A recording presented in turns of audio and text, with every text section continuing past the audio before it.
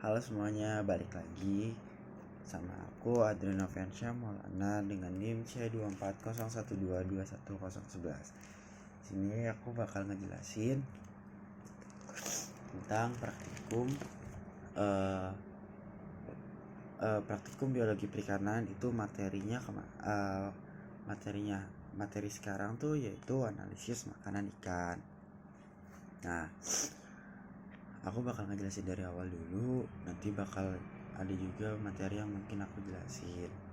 Nah, dari pertama dimulai dari absensi dimulai pukul jam 7.45 di depan NSPI.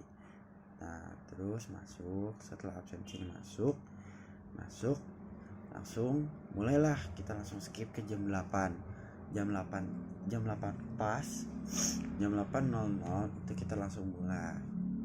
Nah, dimulai dari yang pertama itu adalah pembukaan. Setelah pembukaan yang kedua langsung pengecekan SOP. Ya, alhamdulillah sih minggu ini punya peningkatan yang baik. Cuman 1 orang doang yang keluar, walaupun ya sebenarnya seharusnya enggak gitu loh. Nah, yang ketiga langsung kuis habis pengecekan SOP. Ya, kuisnya juga lumayan kok, agak susah cuman sebenarnya gampang. Nah, udah habis pengecekan SOP langsung ke sesi materi.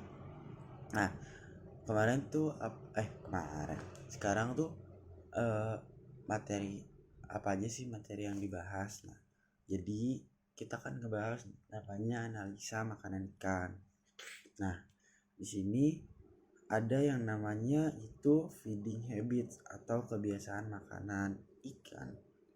Nah, apa itu feeding habits? Feeding habits itu kayak tingkah laku si ikan dalam mencari organisme atau mencari makanan buat si ikan itu gitu loh. Kayak ya udahlah, tingkah laku kayak gimana sih, namanya juga feeding habits gitu loh. Emang udah tingkah kebiasaannya si ikan gitu. Nah, ada juga yang namanya feeding periodicity. Kalau feeding periodicity itu masuknya, jadi kan ada beberapa ikan yang memang mengambil makanan itu secara ya udah sesukanya ikan itu. Ada juga yang selama jenis ikan ini yang aktif selama 24 jam itu dia mencari makanan untuk dia gitu. Nah, yang si 24 jam itu namanya feeding periodicity. Jadi ada jenis ikan yang aktif dalam 24 jam yang mencari makanan, itu feeding periodicity. Nah, terus ada juga tipe-tipe makanan yang bisa kita ambil, yang kita temuin itu ada bentos, plankton, nekton, sama detritus. Terus jenis ikan-ikan yang bakal kita teliti itu ada herbivora, omnivora, sama karnivora. Nah, kemarin sih aku dapetnya kayaknya herbivora ya. Soalnya kenapa? Ususnya panjang gitu. Nah, terus makanan ikan itu juga dibagi 4. Yang pertama ada makanan utama, yang kedua ada makanan pelengkap, yang ketiga ada makanan tambahan, yang keempat ada makanan pengganti. Nah, apa sih perbedaannya? Nah, yang pertama makanan utama tuh makanan yang emang dalam jumlah besar atau dalam jumlah yang lumayan lah dan mencukupi gitu. Nah, yang kedua ada makanan pelengkap. Nah, makanan pelengkap ini makanan yang jumlahnya lebih sedikit dari makanan utama tuh. Nah, yang ketiga ada makanan tambahan. Nah, kalau makanan tambahan, makanan yang ya udah kita tuh kayak mau nambah aja makanan yang jumlahnya cuma sedikit gitu, dan tidak akan menyamakan porsinya dengan makanan tambahan sama makanan utama itu. Dan yang terakhir ada makanan pengganti. Nah, kalau makanan pengganti itu adalah makanan yang memang dikonsumsi dikarenakan makanan utama tidak ada, jadi porsinya bakal sama kayak makanan utama. bisa diambil logikanya gitulah gitu. Nah terus apa lagi ya, kayaknya udah deh. Oh paling tujuan dari kita analisis makanan ikan ini sih eh kayak tujuannya tuh kayak kita tuh tahu waktu-waktu aktif si ikan ini cari makan kapan aja. Terus kita tahu, kita tuh mengetahui eh, apa aja sih yang dimakan ikan, organisme apa aja yang dimakan ikan kayak gitu. Ya kira-kira kayak gitu deh. Nah terus langsung ke prosedur kerja aja nggak sih? Tapi nggak tahu bakal cukup apa enggak, jadi aku bakal singkatin aja.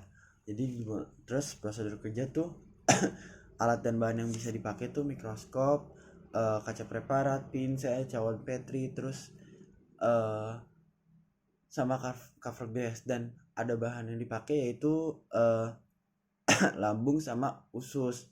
Nah dimulai dari cara yang pertama itu ngukur volume lambung sama usus. Habis itu ukur volume lambungnya aja.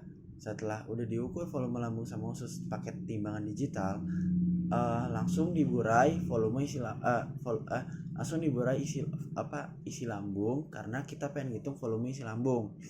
Nah burai. Setelah diburai langsung diukur deh tuh volume isi lambungnya berapa. Nah misal kelompok aku kemarin dapat 0,5.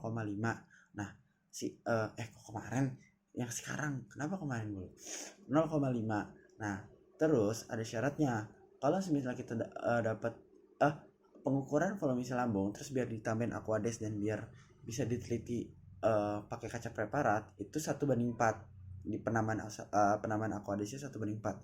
Karena aku 0,5 ya berarti 1:4 ya berarti aku 0,5 kali 4. Nah aku dapat itu 2 gram, jadi tambahan Aquades.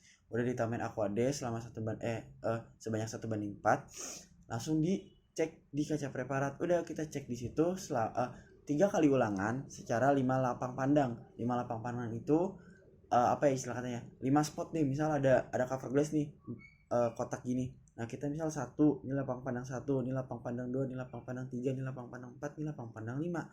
Kayak gitu teman-teman. Udah sih, kayaknya yang bisa aku jelasin segitu. Sebelumnya terima kasih banyak karena sudah menonton. Dah, bye bye.